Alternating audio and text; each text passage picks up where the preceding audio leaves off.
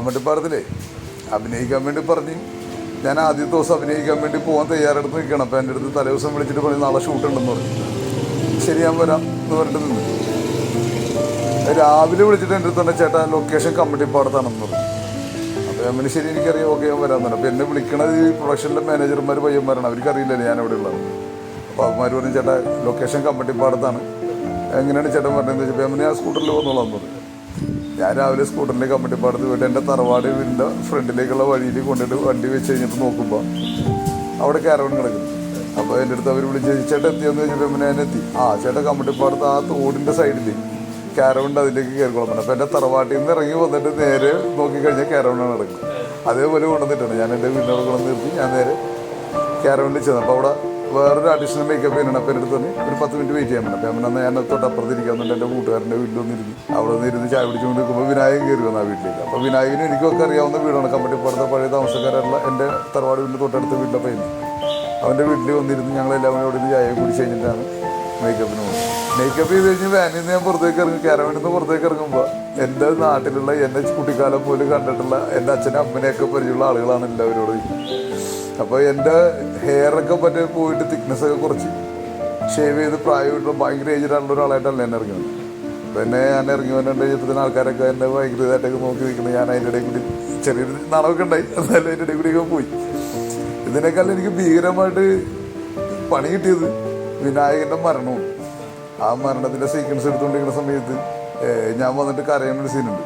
അപ്പോൾ റോഡിലേക്ക് വരുമ്പോഴേക്കും മരണ വീട്ടിൽ വന്നിരുന്ന ആൾക്കാർ മുഴുവൻ ഇന്ന് റോട്ടിൽ നിൽക്കുന്നുണ്ട്. ഈ നിൽക്കുന്ന കൂട്ടത്തിൽ എൻ്റെ ഇളയച്ചനും എൻ്റെ ഇളയച്ചൻ്റെ ഭാര്യയും പിള്ളേരും ഒക്കെ ഉണ്ട് ഷൂട്ട് കാണാൻ.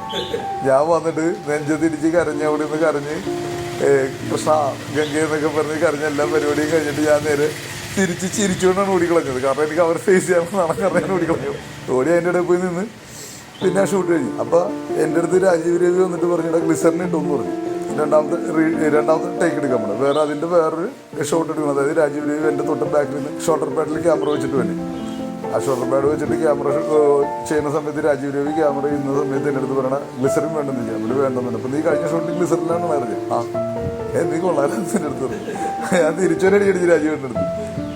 മഞ്ജു വാര്യർ കഴിഞ്ഞാൽ പിന്നെ ഗ്ലിസറിനിലാണ്ട് ഇറങ്ങി ഞാനുള്ളതെന്ന് പറഞ്ഞു.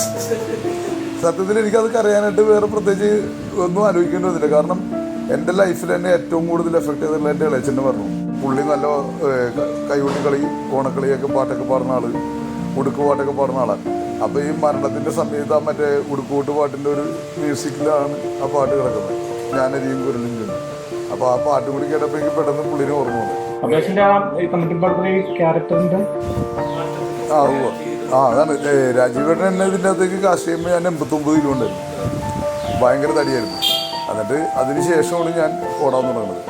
രാവിലെ ഒരു 2 മണിക്കൂർ എക്സസൈസും ഓട്ടവും പരിപാടിയും കാര്യങ്ങളൊക്കെ ആയിട്ടൊക്കെ ആയിരുന്നു പോയിക്കൊണ്ടിരുന്നത്. അപ്പോൾ പണ്ട് പന്ത് കളിച്ചിരുന്ന സമയത്ത് എന്തൊക്കെ എക്സസൈസ് ചെയ്തിട്ടുണ്ട് അതൊക്കെ തന്നെ ചെയ്ത് തടിയൊക്കെ കുറച്ച് ഏകദേശം ഒരു 27 ദിവസം കൊണ്ട് ഞാൻ ഒരു 62 കിലോ 64 കിലോയിലേക്ക് എത്തി. പിന്നെ ഷൂട്ട് തുടങ്ങിയപ്പോഴേക്കും ഞാൻ കുറച്ച് ദിവസം ഓട്ടവും പരിപാടിയൊക്കെ നിർത്തി.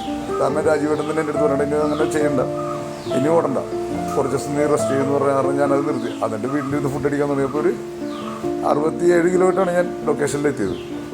89 നിന്ന് 67ലേക്ക് എത്തി 27 ദിവസം കൊണ്ട്.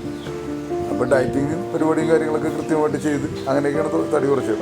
എക്സസൈസ് ചെയ്തുകൊണ്ടിരിക്കുന്ന സമയത്ത് രാജീവനെ ഇടയ്ക്ക് വിളിച്ചിട്ട് എൻ്റെ അടുത്ത് പറയണം, ഭക്ഷണം കഴിക്കുമ്പോഴേക്കും കൺട്രോൾ ചെയ്ത് കഴിക്കണം, നീ മറ്റേ മീറ്റൊന്നും അധികം കഴിക്കരുത്, തടി കൂടരുത്, നീ ഇപ്പം ഞാൻ കഴിഞ്ഞ ദിവസം കണ്ടപ്പോൾ ഓക്കെ ആയിരുന്നു, അതുകൊണ്ട് മുമ്പോട്ട് പോകരുതെന്നൊക്കെ പറയുമായിരുന്നു. ഈ പടത്തിൽ അഭിനയിക്കുന്ന സമയത്ത് നമ്മൾ ക്യാരക്ടറായിട്ടുള്ളൊരു ട്രാൻസ്ഫോം ഉണ്ടല്ലോ, അതിനകത്ത് ആക്ട് ചെയ്തിട്ട് അതിനകത്ത് ലയിച്ചിട്ട് ലോസ്റ്റ് ആയി പോയൊരു ടൈം ഉണ്ടായിരുന്നു. എനിക്കത് അതിനു മുമ്പ് തന്നെ കിട്ടിയായിരുന്നത്. എന്താ സംഭവം എന്ന് വെച്ച് കഴിഞ്ഞിട്ടുണ്ടെങ്കിൽ ഷൂട്ട് തുടങ്ങണേൻ്റെ അത് രാവിലെ ചെന്നപ്പോൾ തന്നെ രാജീവൻ എന്നെ വിളിച്ചിട്ട് എൻ്റെ ക്യാരക്ടർ പറഞ്ഞത് എൻ്റെ വീടിനടുത്ത് ഉള്ള എനിക്കറിയാവുന്ന രാജീവനൊക്കെ അറിയാവുന്ന ഒരാളുടെ പേരാണ് പറഞ്ഞത്. എടാ നമ്മുടെ അനിയുടെയും അമ്മണൻ്റെയൊക്കെ അച്ഛനില്ലേ കുമാരൻ ചേട്ടൻ അറിയുന്നു, ഞാൻ കണ്ടിട്ടുണ്ട്. ആ കുമാരൻ ചേട്ടൻ്റെ ഒരു ക്യാരക്ടർ നിനക്കറിയില്ല, ഞാൻ പിന്നെ അറിയാം. അപ്പോൾ അതേപോലത്തെ ഒരു ബിഹേവിയർ ആയിരിക്കണം, അങ്ങനത്തെ ഒരു പ്രായമുള്ളൊരു ക്യാരക്ടറാണ്.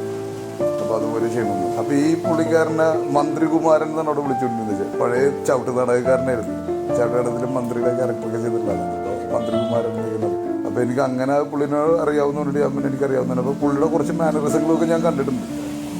അപ്പോൾ ഞാൻ അതൊക്കെ വെച്ചിട്ട് അങ്ങനെ ചെയ്യാമെന്ന് വിചാരിച്ചു. പക്ഷേ ആ മാനറിസമൊന്നും വന്നില്ല. നമ്മളതൊക്കെ പ്ലാൻ ചെയ്തെന്ന് വെച്ചാൽ പക്ഷേ അത് മിമിക്രി ആയിപ്പോൾ തന്നെ ചെയ്ത് വെച്ചു. ഞാൻ അങ്ങനത്തെ പുള്ളിയുടെ കുറച്ചൊക്കെ ആലോചിച്ചിട്ടുണ്ട്. പക്ഷേ അതൊക്കെ ഒന്നല്ല സംഭവിച്ചത്. സംഭവിച്ച രാജീവൻ്റെ നിന്ന് ഇങ്ങനെ ചെന്നിട്ട് അവിടെ ഇങ്ങനെ ബിഹേവ് ചെയ്യണം, പിന്നെ ഇങ്ങനെ അപ്പം ഇവൻ ഇങ്ങനത്തെ ഒരു അവസ്ഥയിലാണ് നിൽക്കുന്നത്. അപ്പം ഈ അവസ്ഥ ശരിക്കും പറഞ്ഞു കഴിഞ്ഞാൽ ഞാൻ എൻ്റെ വീട്ടിൽ അനുഭവിച്ചിട്ടുണ്ട്.